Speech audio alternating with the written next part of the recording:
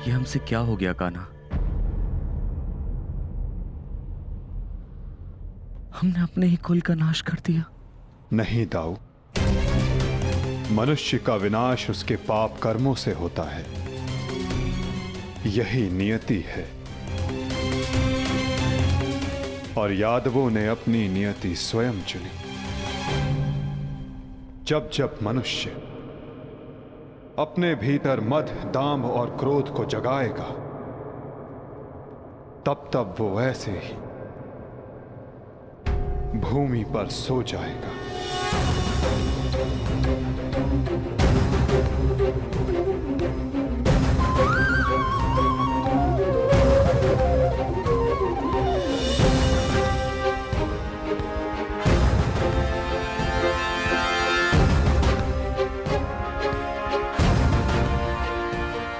ये विनाश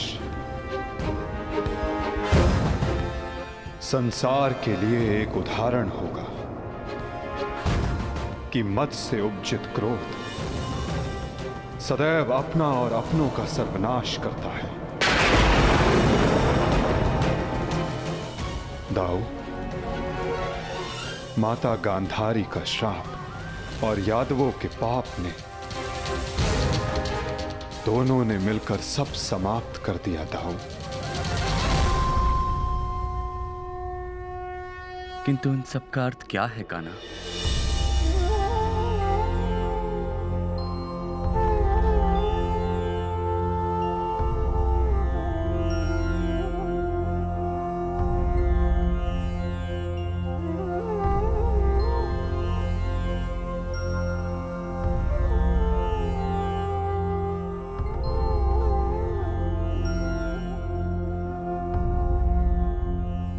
इसका अर्थ यह है दाऊ कि हमारा कार्य पूर्ण हुआ, कि हमारे जाने का समय हो गया है। हमारे जीवन का लक्ष्य अब पूर्ण हो गया है।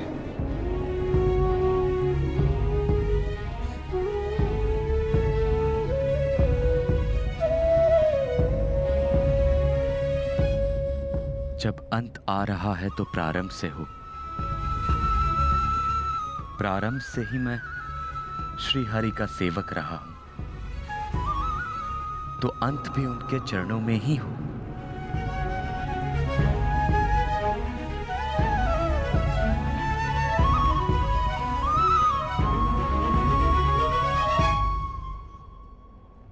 नमो भगवते वासुदेवाय।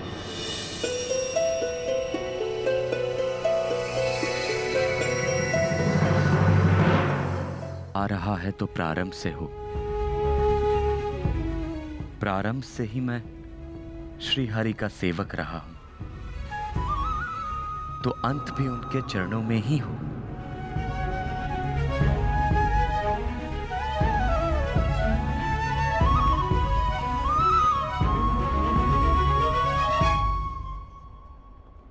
नमो भगवते वासुदेवाय।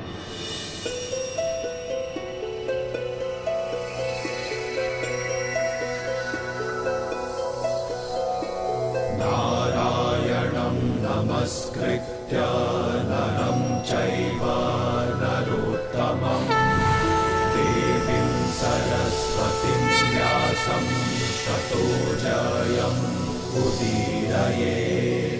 नारायणं नमस्कृत्य नरं चैव नरोत्तमं देवीं सरस्वतीं व्यासं ततो जयम् नमस्कृत्य नरं चैव नरोत्तमं देवीं सरस्वतीं व्यासं ततो जयम् उदीरयेत्।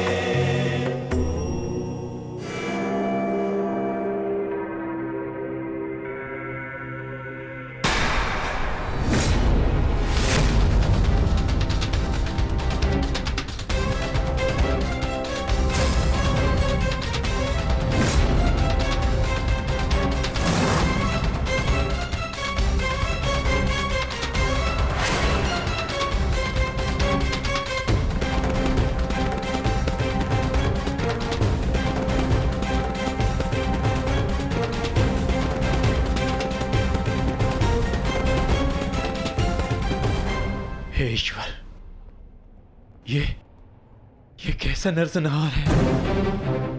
कहीं माधव इसी अंत की बात तो नहीं कर रहे थे?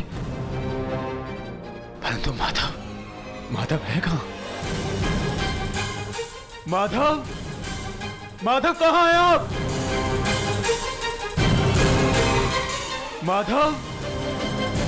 माधव कहां है आप?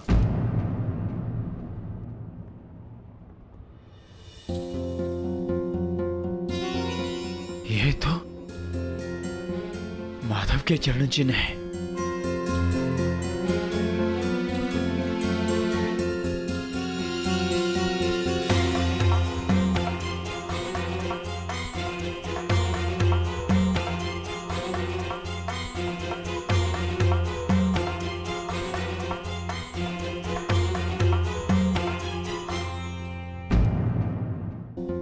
ये तो माधव के चरण चिन्ह है।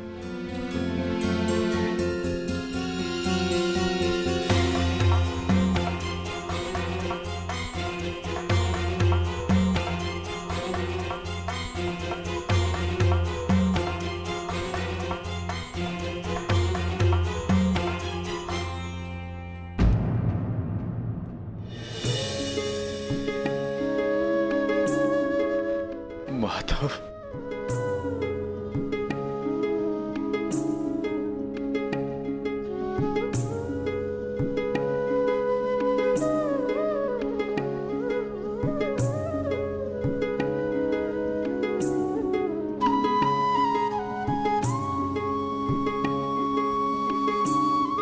आओ पार्थ, तुम्हारी ही प्रतीक्षा थी।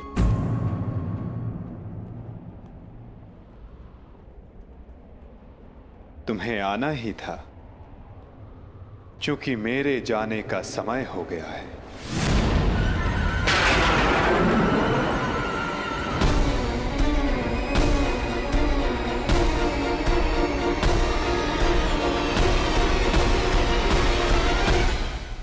ये सब क्या हो गया माधव?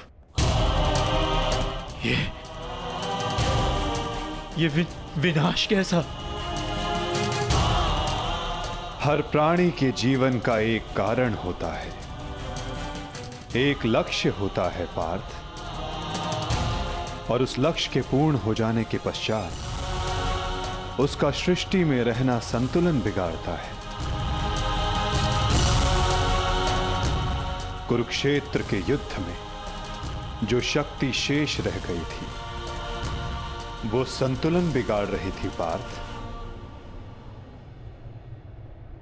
जब शक्ति के साथ उत्तरदायित्व का भान ना हो तो मनुष्य पापी बन जाता है, और यादवों के अंत के साथ उस पाप का भी अंत हुआ पार्थ। सदैव स्मरण रखना पार्थ, बिना उत्तरदायित्व के भान के शक्ति सदैव विनाश लाती है।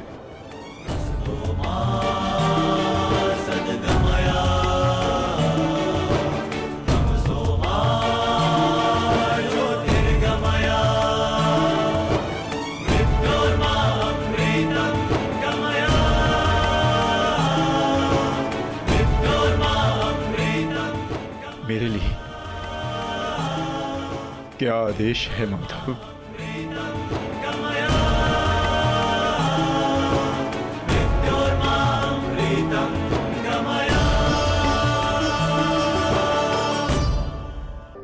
वैसा करो पार्थ।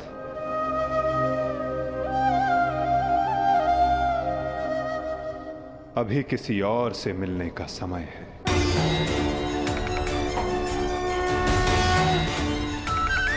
जैसी आपकी आज्ञा। गोविंद हरे मुरारी, हे नाथ नारायण वासुदेवा।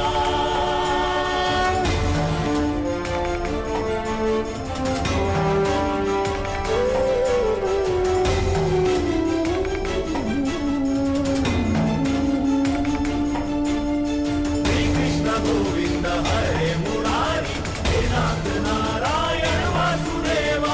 श्री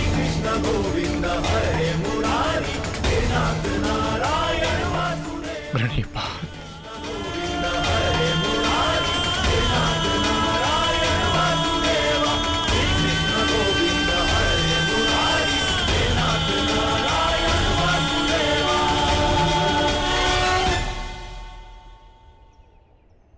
कौरव वंश के वट वृक्ष महामहिम भीष्म, जिन्हें इच्छा मृत्यु का वरदान था, क्या वासुदेव ने उन्हें अपने छल से धराशाही नहीं करवाया है? यही तुम्हारा अंतिम अवसर है पार्थ। पितामह को इस पीड़ा से मुक्त करो पार्थ।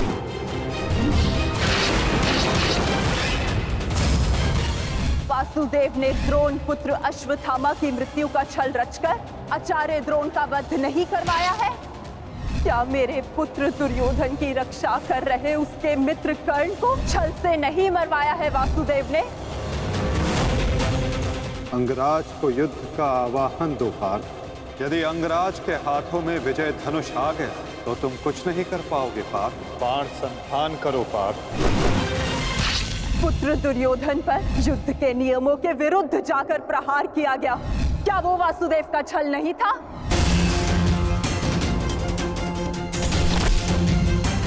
मैं तुम्हें श्राप देती हूँ कि जिस प्रकार तुमने मेरे कुल का अंत किया है, तुम्हारा कुल भी ऐसे ही आपस में लड़कर नष्ट हो जाएगा।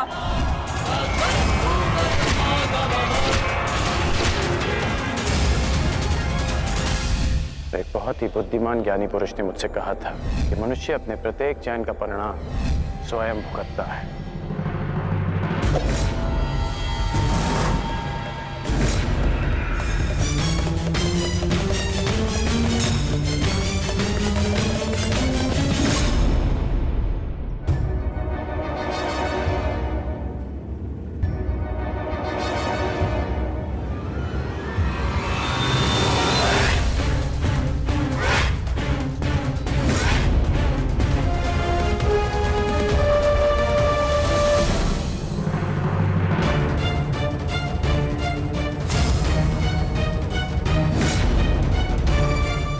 आज अच्छा खेत मिलेगा।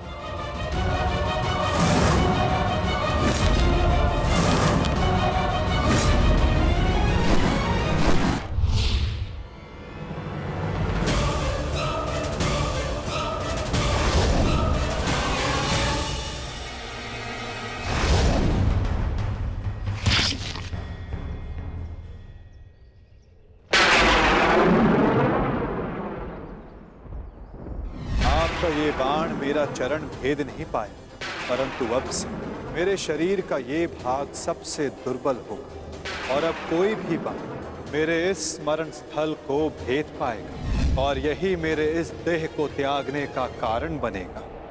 आपका स्वागत है कालदेव। माता गांधारी का श्राप अब पूर्ण हुआ।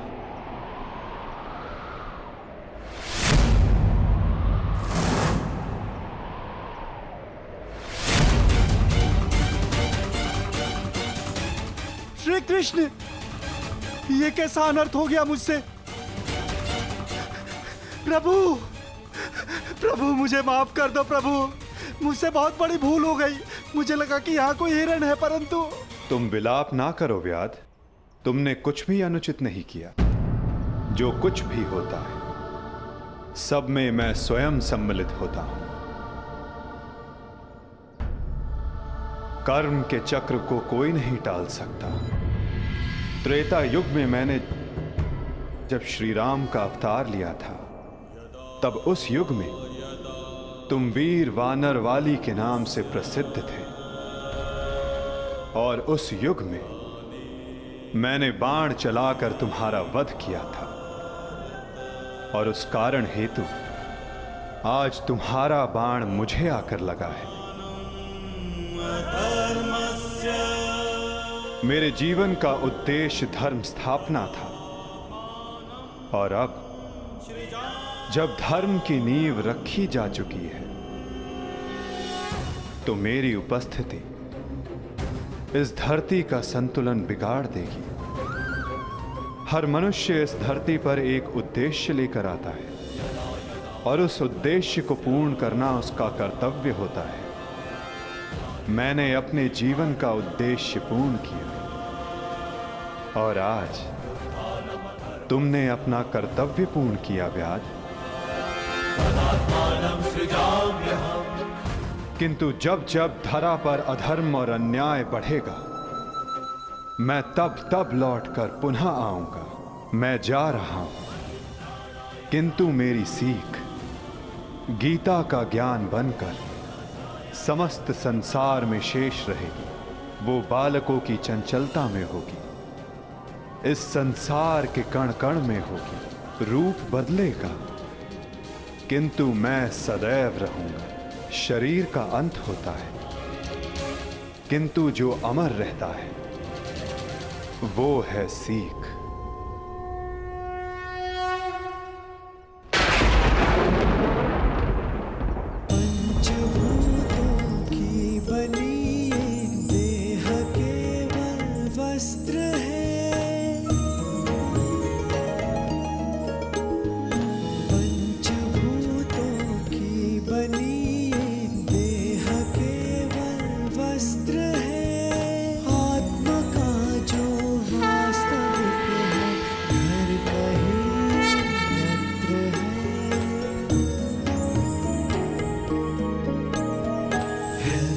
चिंता है जीवन की व्यर्थ